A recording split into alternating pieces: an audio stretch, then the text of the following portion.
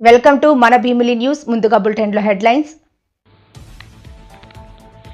గత ప్రభుత్వం రాష్ట్రాన్ని సమస్యల వలయంగా మార్చేసిందని సీఎం చంద్రబాబు విమర్శించారు. పిఠాపురం మండలం కుమరాపురంలో కృష్ణుడి ఆలయం వద్ద నిర్మించిన మినీ గోకులంను ప్రారంభించిన AP deputy CM Pavan Kalyan. గత 5 ఏళ్లలో రాష్ట్రంలో రియల్ ఎస్టేట్ రంగం తీవ్రంగా దెబ్బతిందని మంత్రి పొంగూరు నారాయణ అన్నారు. శవ రాజకీయాలు చేయడం వైసీపీ పార్టీకి బాగా అలవాటైపోయిందని టీడీపీ నేత వర్ల రామయ్య విమర్శించారు.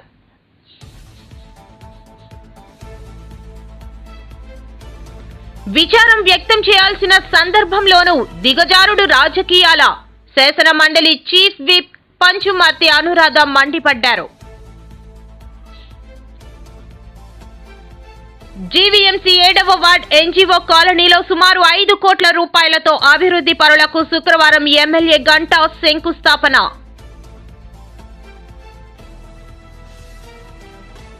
తిరుపతిలో తొక్కిసలాట ఘటనకు మొదటి ముద్దాయి సీఎం చంద్రబాబే.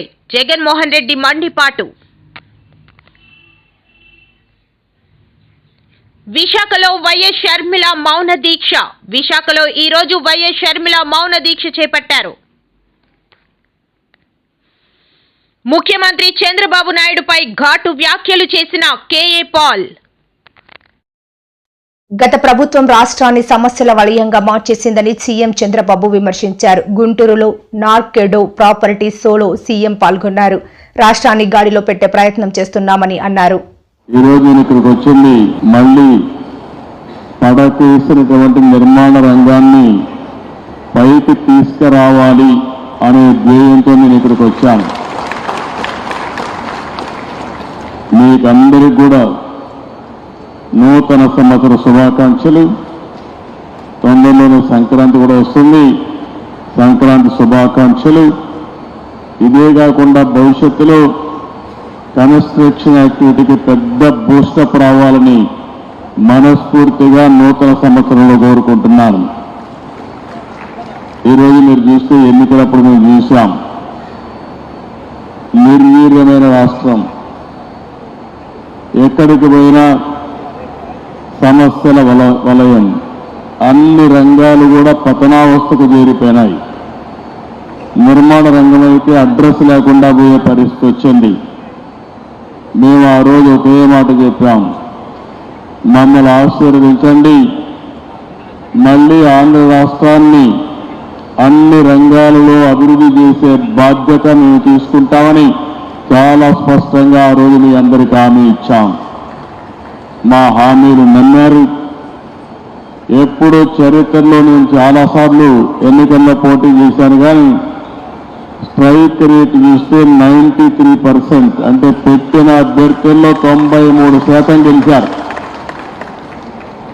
అదే సమయంలో 57% ఓట్లు కూడా వేశారు. ఆ నమ్మకంతోనే మేము వచ్చిన వెంటనే మీరు ఒక్కసారి ఆలోచిస్తే పునర్నిర్మాణం ప్రారంభించాం. ఎటు చూసినా విధ్వంసమే, ఎటు చూసినా అంధకారమే. ఎటు పోవాలంటే కూడా ఇప్పటికి కూడా మాకు ఇంకా చాలా సమస్యలు ఉన్నాయి. కానీ అడుగడుగునా ప్రతి ఒక్కరోజు కూడా ఆలోచిస్తున్నాం. నిన్నే మీరు చూస్తే ప్రధానమంత్రి గారు వచ్చి ఆంధ్రప్రదేశ్ రాష్ట్ర చరిత్రలో ఎప్పుడూ రాని విధంగా 2,08,000 కోట్ల రూపాయలకు ఫౌండేషన్లు వేశారు. ఇంకో పక్క ఇనాగరేషన్లు చేశారు. అంటే ఇప్పుడిప్పుడే కొత్తగా పెట్టుబడులు వస్తున్నాయి. విశ్వాసం పెరుగుతా ఉంది. బ్రాండ్ ఏపీ ఇప్పుడిప్పుడే మళ్లీ ముందుకు పోయే పరిస్థితి. గత 5 ఏళ్లలో వైసీపీ 268 గోకులాలు నిర్మిస్తే తాము 6 నెలల్లోనే 12,500 గోకులాలు నిర్మించామని డిప్యూటీ సీఎం పవన్ కళ్యాణ్ తెలిపారు. పిఠాపురంలో గోకులాలు ప్రారంభోత్సవ సభలో మాట్లాడుతూ గోకులాలు ద్వారా చిన్న కౌలు రైతులు బాగుపడతారు. భవిష్యత్తులో 20,000 గోకులాలు ఏర్పాటు చేస్తామని అన్నారు. కొంచెం బాధ కలిగించింది. అందువల్ల అందరూ డాంపెన్ స్పిరిట్స్ తోటి ఇలాంటి కష్ట సమయంలో అందరం కొంచెం మెత్తగా దీన్ని కొంచెం దీన్ని స్థాయి తక్కువగా చేద్దామని నాకు సలహా ఇచ్చారు. కానీ వచ్చే సంవత్సరం చాలా ఘనంగా జరుపుకుందాం. కుదిరితే ఈ దసరా బాగా చేద్దాం. అంటే నేనేమనుకున్నానంటే 200 మంది 10 కళాకారులతోటి ఏర్పాట్లు చేశాం. పిఠాపురం పేరు దేశానికే తెలిసేలా, అంటే సంకల్పం ఎలాంటిదంటే, నలిగిపోతున్న నాకు దాహంతో గొంతు ఎండుకుపోయి అసలు చుక్క నీరు దొరకని పరిస్థితుల్లో పరిస్థితి ఎలా ఉంటుందో 15 సంవత్సరాలుగా ఒక బలమైన ఇబ్బంది లేని ఒక సూపర్ స్టార్డమ్ని వదులుకొని నాకు ఇష్టమైన నా ప్రజలు, నా అన్నదమ్ముల కోసం 1.5 దశాబ్దం తర్వాత ఫలితం ఆశించకుండా చేశాను పోరాటం. కానీ దెబ్బలు తగిలినాయి, ఇబ్బంది పడ్డా. ఆ ఇబ్బందికి మీ గెలుపు నా గాయాలకి మందేశారు మీరు. మొన్న నాకు ఒక ఆంధ్రప్రదేశ్ పంచాయతీరాజ్ ప్రిన్సిపల్ సెక్రటరీ శ్రీ శశిభూషణ్ గారు నేను కూర్చొని మాట్లాడుకుంటా ఉన్నాం. ఎందుకు పల్లె పండుగ కానీ, ఎందుకు ఈ గోకులాలు కానీ, ఈ రోడ్లు కానీ, పంచాయతీ రోడ్లు కానీ, పంచాయతీ నిధులు ఎందుకు మొత్తం 100% ప్రజలకు చెందేలా ఎందుకు పనిచేయాలని మాట్లాడుతూ, భవిష్యత్తులో జల్ జీవన్ మిషన్ ఎలా ఉండాలి, ఇలాంటి విధానాల మీద అన్ని మాట్లాడుతూ శశిభూషణ్ గారిని ఒకటే కోరాను. మేము 10 సంవత్సరాల పైన దశాబ్దంగా మాకు రాష్ట్రం లేకుండా పోయింది, రాజధాని లేకుండా పోయింది. అందుకని మేము కమిటెడ్గా ఉన్నాం. మేము ఇలాంటి రాష్ట్రానికి నేను మీ నుంచి కోరుకుంది ఒకటే, మీరు మనస్ఫూర్తిగా మీరు సహకరించమని ప్రతి అధికారిని కోరుకున్నా అని ఆ సందర్భంలో ఒక విషయం తెలియజేశాను. అది కూడా ఎందుకైందంటే, అంత 2 రోజుల ముందే కడపలో, ఉమ్మడి కడప ప్రస్తుతం అన్నమయ్య జిల్లాలో ఒక ఎంపీడీఓ మీద గత ప్రభుత్వ నాయకులు దాడి చేస్తే ఆ ఎంపీడీఓ గారు జవహర్ గారిని రాష్ట్రంలో రియల్ ఎస్టేట్ రంగం అభివృద్ధికి ప్రభుత్వం అన్ని చర్యలు తీసుకుంటున్నదని, గత 5 ఏళ్లలో రాష్ట్రంలో రియల్ ఎస్టేట్ రంగం తీవ్రంగా దెబ్బతినిందని మంత్రి పొంగూరు నారాయణ అన్నారు. భవన నిర్మాణాలు, లేఅవుట్లు అనుమతులను సులభతరం చేస్తూ జీవోలు జారీ చేశామని చెప్పారు. దేశంలోని 10 రాష్ట్రాల్లో అధ్యయనం చేసి సరళమైన నిబంధనలు రూపొందించామని తెలిపారు. అలా కాకుండా ఇప్పుడు ఎక్కడైనా అగ్రికల్చర్ జోన్లో ఎవరైనా పౌల్ట్రీ ఫామ్ పెట్టుకునేటట్టుగా ఈ యొక్క రూల్స్ అండ్ రెగ్యులేషన్స్ని మార్చడం జరిగింది. అదేవిధంగా టీడీఆర్ బాండ్ ఫైనల్ చేయడానికి ఒక కమిటీ వేసినాం. ఆ కమిటీలో మనకు రెవెన్యూ వాళ్ళు, సబ్ రిజిస్ట్రార్లు ఉన్నారు. దానివల్ల నెలలు, సంవత్సరాలతో టీడీఆర్లు డిలే అవుతుంది. దాని యాక్చువల్గా ఈ కొత్త జీవోలో ఆ ఇద్దరిని తీసేసి కేవలం మున్సిపల్ కమిషనరు, అదేవిధంగా regional deputy director town planning, local town planning, తర్వాత యుఎల్బిలో రెవెన్యూ ఆఫీసర్ ఉంటారు, ఆ రెవెన్యూ ఆఫీసర్ని యాడ్ చేస్తూ అది సులభతరం చేయడం జరిగింది. అదేవిధంగా ఎక్కడైనా లేఅవుట్లు వేసినప్పుడు ఒక 12 మీటర్లు 9 మీటర్లు రోడ్డు అక్కడ వదిలేయాలి. అయితే దాన్ని ఇంకా అందరు ఇవ్వలేదు, కొందరే ఇచ్చారు. సపోజ్ ఒకరే ఇచ్చారు ఇండివిజువల్ హౌస్, ఆ ఇండివిజువల్ హౌస్ వాళ్ళు ఇల్లు కట్టుకోవాలంటే పర్మిషన్ ఇవ్వటం లేదు. ఇప్పుడు అందరూ రోడ్డు ఇస్తే తప్ప, అంటే 9 అడుగులు 12 అడుగులు చేయాల్సి ఉంటే అటుపక్క 1.5 feet, ఇటుపక్క 1.5 feet ఇవ్వాలి. అందరూ ఇస్తే తప్ప ఆ రోడ్లో పర్మిషన్ ఇవ్వటంలా ఇంతవరకు. అయితే ఇప్పుడు కొత్తగా ఏం చేసామంటే నాన్ హై రైజ్ బిల్డింగ్స్కి ఎవరైతే ఇల్లు కట్టుకోదలుచుకున్నారో అక్కడ వాళ్ళ స్థలం ముందు ఎంతైతే వదిలేయాలో అది వదిలేస్తే వాళ్ళకి పర్మిషన్ ఇచ్చేటట్టుగా రిలాక్స్ చేయడం జరిగింది. అదేవిధంగా గ్రూప్ డెవలప్మెంట్ ఆఫ్ హౌసెస్లో కూడా వాళ్ళ ల్యాండ్ ఎంత పొడవు ఉంటే అంత పొడవులో వదిలేస్తే వాళ్ళకి పర్మిషన్ ఇస్తాం.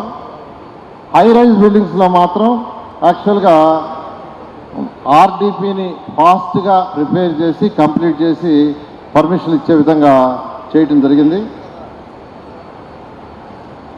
అదేవిధంగా ఇంతవరకు ఎక్కడైనా లేఅవుట్ వేయాలంటే 12 మీటర్ల వెడల్పు వదిలేయాలి రోడ్డుకి.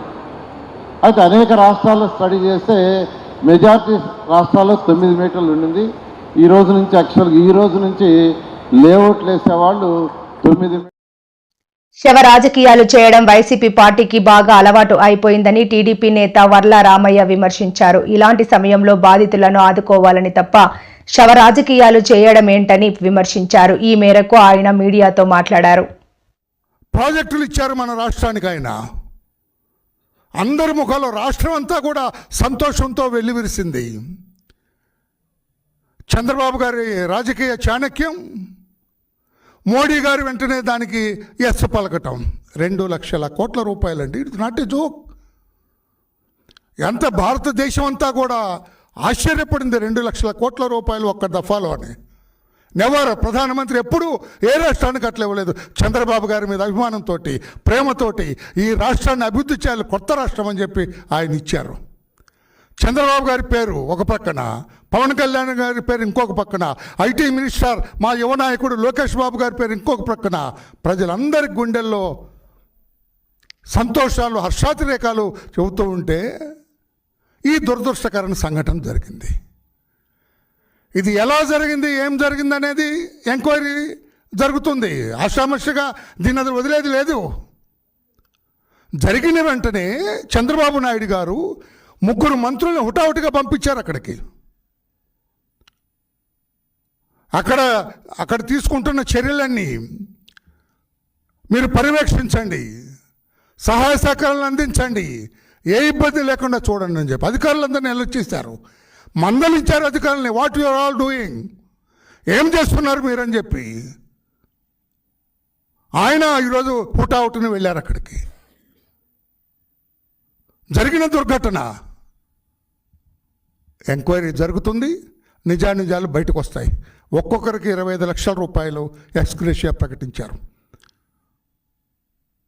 స్వామివారిని దర్శించుకోవటం కోసం వైకుంఠ ఏకాదశి పర్వదినాన స్వామివారిని దర్శించుకోవటానికి, స్వామివారి మీద నమ్మకంతో ఆ పర్వదినాన్ని దర్శించుకోవాలని పోటెత్తొచ్చారు భక్తులు. విచారం వ్యక్తం చేయాల్సిన సందర్భంలోనూ దిగజారుడు రాజకీయాలు ఏంటి అని శాసనమండలి చీఫ్ విప్ పంచమూర్తి అనురాధ మండిపడ్డారు. ఈ మేరకు ఆమె టీడీపీ కార్యాలయంలో మాట్లాడుతూ ఇటువంటి సమయంలో బాధితులకు అండగా ఆదుకోవాలి కానీ శవ రాజకీయాలు చేయడం ఏంటని విమర్శించారు. ఈ సంఘటన తిరుపతిలో ఈ దురదృష్ట సంఘటన చోటు చేసుకుంది. అక్కడి నుంచి హుటాహుటిన ముఖ్యమంత్రి గారు చంద్రబాబు నాయుడు గారు బయలుదేరటం జరిగింది. సంఘటనా స్థలాన్ని చూడటం జరిగింది, పరిశీలించడం జరిగింది. అక్కడున్న పరిస్థితులన్నీ పూర్తిగా అవగాహన చేసుకోవడం జరిగింది. జ్యుడిషియల్ ఎంక్వైరీ వేయడం జరిగింది. 2 అధికారుల్ని సస్పెండ్ చేయడం జరిగింది. 3 అధికారుల్ని బదిలీ వేయడం జరిగింది. ఎవరైతే చనిపోయారో వాళ్ళందరికీ కూడా 25 లక్షల రూపాయల చొప్పున ఎక్స్గ్రేషియా ప్రకటించడం జరిగింది. మరి క్షతగాత్రులకు ఎవరైతే దెబ్బలు తగిలినాయో వాళ్ళందరికీ కూడా 5 లక్షల రూపాయలు ప్రకటించడం జరిగింది. మరి పాక్షికంగా గాయపడ్డ వారందరికీ కూడా తిరుమలలో వైకుంఠ ఏకాదశి రోజు అంటే ఈరోజు దర్శన భాగ్యం కూడా కల్పించటం జరిగింది. సంఘటన దురదృష్టకరమే అని ముఖ్యమంత్రి గారు స్వయంగా చెప్పడం జరిగింది. ఇన్నిటి మధ్య ఇదంతా జరుగుతుంటే శవాల మీద పేలాలు ఏలుకోవాలి అనే ఉద్దేశంలో మరి Jaganmohan Reddy followed by YCP నాయకులు, ముఖ్యంగా ఫాలోడ్ బై రోజా ఏం చేద్దామని చెప్పి బయలుదేరారు. ఇష్టం వచ్చినట్టుగా మాట్లాడుతూ ఉన్నారు. మీరు తెలుసుకోవాల్సిన విషయం ఒకటే ఉంది, అది అనుకోకుండా ఆ సంఘటన జరిగింది. కానీ మీ హయాంలో తెలిసి కొన్ని సంఘటనలు జరిగినాయి. బోటు సరిగ్గా లేదు, పర్యాటకుల్ని అనుమతించవద్దు అని అధికారులు చెప్పినప్పటికీ కూడా మరి గోదావరి జీవీఎంసీ 7వ వార్డు ఎన్జీఓ కాలనీలో సుమారు 5 కోట్ల రూపాయలతో రోడ్లు, డ్రైనేజీ, పార్కుల అభివృద్ధి పనులకు శుక్రవారం ఎమ్మెల్యే గంటా శంకుస్థాపన చేశారు. ఈ సందర్భంగా ఆయన మాట్లాడుతూ నాయకులు చెప్పారు అక్కడ ఉన్న సర్వీస్ రోడ్ కూడా వెడల్పు చేయాలని. దాన్ని మన అధికారులతో మాట్లాడటం కూడా జరిగింది. కాకపోతే ఇది నేషనల్ హైవే వాళ్ళ దీంట్లో ఉంది కాబట్టి వాళ్ళు చేయాలని అనుకుంటా ఉంటే వాళ్ళు మేము చెయ్యం, మీకు హ్యాండ్ ఓవర్ చేస్తాం, మీరే చేసుకోండి అని చెప్పి వాళ్ళు చెప్తున్నారు. కాబట్టి ఇది కార్పొరేషన్ వాళ్ళు దాని త్వరలోనే దాన్ని కూడా మనం చేసుకున్నానికి అన్ని రకాల ఏర్పాటు చేసుకుందాం అని చెప్పి కూడా మీకు ఈ సందర్భంగా తెలియజేస్తా ఉన్నాను. దాంతోపాటు మా వెంకటరావు గారు ఏదైతే కార్పొరేటర్ బతగారు ఉన్నారో ఈ వార్డుకు సంబంధించిన అనేక సమస్యలు కూడా నా దృష్టికి తీసుకురావడం జరిగింది. అక్కడక్కడ ఇంకా కొన్ని డెవలప్మెంట్ వర్క్లు చేసుకోవాలి, కొన్ని చోట్ల రోడ్లు వేయాలి. మాస్టర్ ప్లాన్ రోడ్స్ మీకు 6, 7, 8, 5వ వార్డు ఈ 4 వార్డులకు సంబంధించి గతంలో కొన్ని వార్డులు చేసేటప్పుడు కొన్ని వర్క్లు ఇంకా పెండింగ్ ఉన్నాయి, అవన్నీ కంప్లీట్ చేసుకోవాలి. మననే జీవీఎంసీ కమిషనర్ గారితో మనం భీమిలిలో ఒక మీటింగ్ పెట్టాం. ఆ మీటింగ్లో ప్రధానంగా చెప్పడం జరిగింది ఏదైతే భీమిలి వైండింగు అలాగే విలీన మండలాలు 3 మండలాలని కార్పొరేషన్లో కలపడంతో పాటు ప్రధానంగా అభివృద్ధి ఏదైతే రోడ్లు, డ్రైనేజీ, పార్కులు ఇవన్నిటితో పాటు స్ట్రీట్ లైట్స్ మనకు అనేక చోట్ల ఈ స్ట్రీట్ లైట్స్ ఇంకా సరిగా లేవు, వాటి మెయింటెనెన్స్, దాంతోపాటు డ్రింకింగ్ వాటర్ కొన్ని చోట్ల అయితే డ్రింకింగ్ వాటర్కి బాగా ఇబ్బంది ఉంటుంది. కొన్ని చోట్ల 2 రోజులకు ఒకసారి వస్తూ ఉందని చెప్పారు, అది కూడా 10-15 నిమిషాల్లో ఆగిపోతుందని చెప్పారు. ఇవన్నీ కూడా కమిషనర్ గారికి అధికారుల అందరి దృష్టికి తీసుకెళ్లి వాటిలన్నింటి మీద కూడా ప్రత్యేకంగా ఫోకస్ పెట్టడం చాలా చాలా ఇంపార్టెంట్ చెప్పి చెప్పడం జరిగింది. దాని మీద కూడా ఒక స్పెషల్ డ్రైవ్ పెట్టి ఈ మంచినీళ్ళ సమస్య కానీ, కరెంటు సమస్య కానీ, అలాగే మిగతా అభివృద్ధి కార్యక్రమాలు అన్ని కూడా త్వరలోనే అన్ని కూడా సాల్వ్ చేసుకుందామని చెప్పి కూడా తెలియజేసుకుంటూ, అన్నిటికంటే మనకి ప్రధానంగా ఈ ప్రాంతంలో ఉన్న సమస్య హౌసింగ్. ఇప్పుడు కూడా వెంకటరావు చెప్తా ఉన్నాడు, సార్ చాలా మంది పేదవాళ్ళు ఉన్నారు, ఇళ్ళు లేక స్థలాలు లేక ఇబ్బంది పడతా ఉన్నారు. గతంలో వైఎస్ఆర్ ప్రభుత్వం ఉండగా ఎవరైతే తెలుగుదేశం పార్టీకి అనుకూలంగా ఉన్నారో, కొంచెం సింపథైజర్స్గా ఉన్నారో వాళ్ళందరినీ పక్కన పెట్టి వాళ్ళకి ఇళ్ళు పట్టాలు కానీ ఇళ్ళు కానీ లేకుండా వేరే వాళ్ళకి ఇచ్చుకోవడం జరిగింది. వాళ్ళంతా ఆశగా చూస్తారని చెప్పారు. ఈ విషయాన్ని గౌరవ ముఖ్యమంత్రి గారి దృష్టికి కూడా తీసుకెళ్ళడం జరిగింది. త్వరలోనే ఎవరైతే ఇళ్ళు లేని పేదవాళ్ళు ఉన్నారో వాళ్ళందరికీ ఈ హౌసింగ్ కల్పించే బాధ్యత కూడా తప్పకుండా ఈ ప్రభుత్వం తీసుకుంటుంది. మీకు తప్పకుండా ఆ కోరిక నెరవేరుస్తామని చెప్పని మరొకసారి తెలియజేసుకుంటూ, మరి నాకు కార్పొరేషన్ మొత్తం మీద ఒక ఇంపార్టెంట్ వార్డు, గుండెకాయ లాంటి వార్డు ఈ వార్డు. మరి మన మెజార్టీ కూడా బ్రహ్మాండంగా ఇచ్చారు ఈ వార్డులో. మరి ఇటువంటి వార్డులో తప్పకుండా మీ కుటుంబంలో ఒక సభ్యుడిగా, మీ కుటుంబంలో ఒక పెద్ద కొడుకుగా మీ సమస్యల పట్ల, ఈ వార్డు అభివృద్ధి పట్ల ప్రత్యేకమైన బాధ్యత తీసుకుంటాను. తప్పకుండా మీరు చూపించిన అభిమానానికి, మీరు ఇచ్చిన మెజారిటీకి అంత ఆప్యాయత చూపిస్తూ మీ అందరికీ ఈ వార్డు అభివృద్ధి చేసి సమస్య లేని వార్డుగా దీన్ని తయారు చేసి మీరు నాపై పెట్టిన నమ్మకాన్ని తప్పకుండా నిలబెట్టుకొని మీ అందరూ మరి ఒక చక్కటి కార్యక్రమం ఏర్పాటు చేశారు. మీ అందరినీ కలుసుకునే అవకాశం కల్పించినందుకు మరొకసారి పేరు పేరున అందరికీ ధన్యవాదాలు తెలియజేసుకుంటూ, మరొకసారి అందరికి కూడా ఆ వైకుంఠ ఏకాదశి శుభాకాంక్షలు. అలాగే రేపెల్లుండి మనకి పండుగలు రాబోతా ఉన్నాయి. అందరికీ పండుగ స్నేహితులతోటి సుఖ సంతోషాలు సౌఖ్యంగా ఉండాలని చెప్పి మరొకసారి కోరుకుంటూ మీ దగ్గర సెలవు తీసుకుంటా ఉన్నాం. తిరుపతిలో తొక్కిసలాట ఘటనకు మొదటి ముద్దాయి సీఎం చంద్రబాబునేనని వైఎస్ఆర్సీపీ అధినేత మాజీ సీఎం వైఎస్ జగన్మోహన్ రెడ్డి మండిపడ్డారు. ప్రభుత్వ వైఫల్యం వల్లే తిరుపతిలో తొక్కిసలాట జరిగి 6గురు మృతి చెందారని, పలువురు తీవ్రంగా గాయపడ్డారని తెలిపారు. తిరుపతిలో ఈ తరహా ఘటన ఎప్పుడూ జరగలేదు, మనం చూడలేదన్నారు. అందరికీ తెలుసు. మిమ్మల్ని క్వశ్చన్ చేస్తా ఉన్నా. 6వ తారీఖు, 7వ తారీఖు, 8వ తారీఖు మధ్యాహ్నం దాకా చంద్రబాబు నాయుడు కుప్పంలో లేడా? నేను మిమ్మల్ని అడుగుతా ఉన్నా. మొత్తం పోలీస్ ఫోర్స్ అంతా కూడా తిరుపతి జిల్లా, చిత్తూరు జిల్లాకు సంబంధించిన పోలీస్ ఫోర్స్ మొత్తం కుప్పంలో చంద్రబాబు నాయుడు గారి సెక్యూరిటీ అరేంజ్మెంట్లలో నిమగ్నం అయిందా లేదా అని మిమ్మల్ని అడుగుతా ఉన్నా. మరి 8వ తారీఖు రాత్రి 8:30 గంటకి జరిగింది. 8:30, 8 ఆ ప్రాంతాలలో ఇదంతా జరిగింది. మరి ఇదంతా జరిగినప్పుడు పోలీస్ ఫోర్స్ లేదు అని క్లియర్గా కనిపిస్తూ ఉన్నప్పుడు ప్రత్యామ్నాయ అరేంజ్మెంట్స్ ఎందుకు చేయలేదు? చంద్రబాబు నాయుడు అనే వ్యక్తి ప్రోగ్రామ్ ఇక్కడ ఉంది అని తెలిసినప్పుడు, చంద్రబాబు నాయుడు గారి ప్రోగ్రాంలో పోలీసులంతా కూడా అక్కడికి వెళ్తారు అని తెలిసినప్పుడు, అక్కడికి వీళ్ళంతా కూడా చంద్రబాబు నాయుడు ప్రసన్నం చేసుకునేందుకు అక్కడ ఉంటారు అని తెలిసినప్పుడు ఆల్టర్నేట్ అరేంజ్మెంట్స్ ఎందుకు చేయలేదు? మరి దీనికి చంద్రబాబు నాయుడు గారి బాధ్యత కాదా? మన ఎస్పీ అనే వ్యక్తి చంద్రబాబు నాయుడు గారిని పట్టించుకుంటాడా, లేకపోతే భక్తులను పట్టించుకోవాలా? వైకుంఠ ఏకాదశి ఉన్నప్పుడు ఇవి లక్షల మంది తిరుపతి దేవస్థానంలో వస్తారని తెలిసి ఇక్కడ వీళ్ళకి సెక్యూరిటీ ప్రొటెక్ట్ చేయాల్సిన బాధ్యత తన మీద ఉంది అని తెలిసి ఉన్నప్పుడు చంద్రబాబు నాయుడు గారిని పట్టించుకోవాలా లేదా భక్తులను పట్టించుకోవాలా? ఆల్టర్నేట్ అరేంజ్మెంట్స్కి సంబంధించి రివ్యూ జరగాలనా, జరగకూడదా?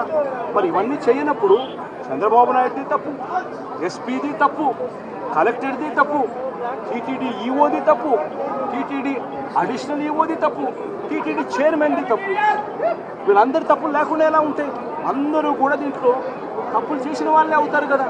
ఈ పాపం ఊరికే పోదు. ఖచ్చితంగా చంద్రబాబు నాయుడు గారికి ఖచ్చితంగా. విశాఖలో వైఎస్ షర్మిల మౌన దీక్ష. విశాఖలో ఈరోజు వైఎస్ షర్మిల మౌన దీక్ష చేపట్టారు. ఈ సందర్భంగా ఆమె మాట్లాడుతూ కేంద్ర హోంశాఖ మంత్రి అమిత్ షా అంబేద్కర్ ను అవమానించారని మండిపడ్డారు. ఇటీవల కాలంలో మనం అందరం చూసాం, పార్లమెంటులో నిండు సభలో అమిత్ షా గారు సాక్షాత్తు హోమ్ అఫేర్స్ మినిస్టర్ అంబేద్కర్ గారి గురించి ఎంత హేళన చేసి మాట్లాడారో చూశాం. ఒకసారి మళ్ళీ మీకు జ్ఞాపకం చేయడానికి ఎల్ఈడీలో ఒకసారి ప్లే చేస్తాం. प्ले చేయండి అమ్మా. अगर भगवान का लेते तो 7 जन्मों तक स्वर्ग मिलता था. तो अच्छी बात है. मान्यवर, अभी एक फैशन होगा, अभी एक फैशन होगा है आम्बेडकर आम्बेडकर आम्बेडकर आम्बेडकर आम्बेडकर आम्बेडकर. इतना नाम अगर भगवान का लेते तो 7 जन्मों तक स्वर्ग मिलता था. तो अच्छी बात है. मान्यवर, अभी एक फैशन होगा, अभी एक फैशन होगा है आम्बेडकर आम्बेडकर आम्बेडकर आम्बेडकर आम्बेडकर आम्बेडकर. इतना नाम अगर भगवान का लेते तो 7 जन्मों तक स्वर्ग मिलता था. तो अच्छी बात है. मान्यवर, अभी एक फैशन होगा.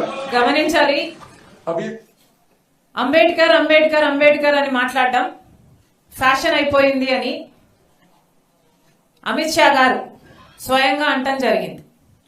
దానికి అందరూ బీజేపీ ఎంపీలందరూ నవ్వటం జరిగింది. ఇది అంబేద్కర్ గారిని హేళన చేయడం కాకపోతే ఏమిటి అని కాంగ్రెస్ పార్టీ ప్రశ్నిస్తుంది. అంబేద్కర్ గారి గురించి మాట్లాడితేనే మీకు అంత తట్టుకోలేకపోతున్నారే, కాంగ్రెస్ పార్టీ అంబేద్కర్ గారి జపం చేస్తుంది అన్నట్టు మీరు మాట్లాడుతున్నారే. అసలు అంబేద్కర్ గారి జపం కాంగ్రెస్ పార్టీ ఎందుకు చేయకూడదు అని అడుగుతున్నాం. కాంగ్రెస్ పార్టీ అంబేద్కర్ గారిని రాజ్యాంగం రాసే టీంకి అధ్యక్షుడిగా పెట్టి ఆయన రాసిన రాజ్యాంగాన్ని ఆమోదించింది కాంగ్రెస్ పార్టీ. అంబేద్కర్ గారు రాసిన రాజ్యాంగమే ఈరోజు మన దేశంలోని తిరుపతి తొక్కిసలాట ఘటనకు బాధ్యులను చేస్తూ అధికార యంత్రాంగంపై ముఖ్యమంత్రి చంద్రబాబు నాయుడు ఆగ్రహం వ్యక్తం చేసింది చూశాక ఈ పరిణామాలపై కేఏ పాల్ స్పందించారు. బహుశా చంద్రబాబు తాను ఏపీకి సీఎం అనే విషయాన్ని మర్చిపోయి ప్రవర్తించి ఉంటారేమో అని ఎద్దేవా చేశారు. Committing suicide. More important is steel plant being sold. Chandrababu Naidu, Pavan Kalyan, Narendra Modi 2014 gave a promise, special status for Andhra Pradesh. They have forgotten that, which is beneficial to 6 crore people. Instead, they are not ashamed. Chandrababu Naidu, Pavan Kalyan are not ashamed, praising each other, forgetting people's promise. Wherever Chandrababu Naidu, death is following. Does he need to be a politician at age 75? Narendra Modi ji on September 17th is planning to resign because that's what RSS is calling for, BJP is calling for. But Chandrababu Naidu is much older than Narendra Modi. When Supreme Court judges are not allowed after age 62 to 65, smartest people in India are IAS, IPS, IRS, IFS are not allowed after 62. Why these politician old guys should continue after 75? Are they not ashamed? Do they not understand? Chandrababu Naidu should resign and at least make history by making Yanamala Ramakrishnan much younger than him as the chief minister candidate. Or for that reason, if he wants to make his own son, because KCR tried to make KTR, never happened, may never happen. Now, let Chandrababu Naidu decide from his party, but he should not continue. మొన్న రాత్రి మనం పెద్ద డ్రామాని చూసాం. చంద్రబాబు నాయుడు గారు తిరుపతి వెళ్ళి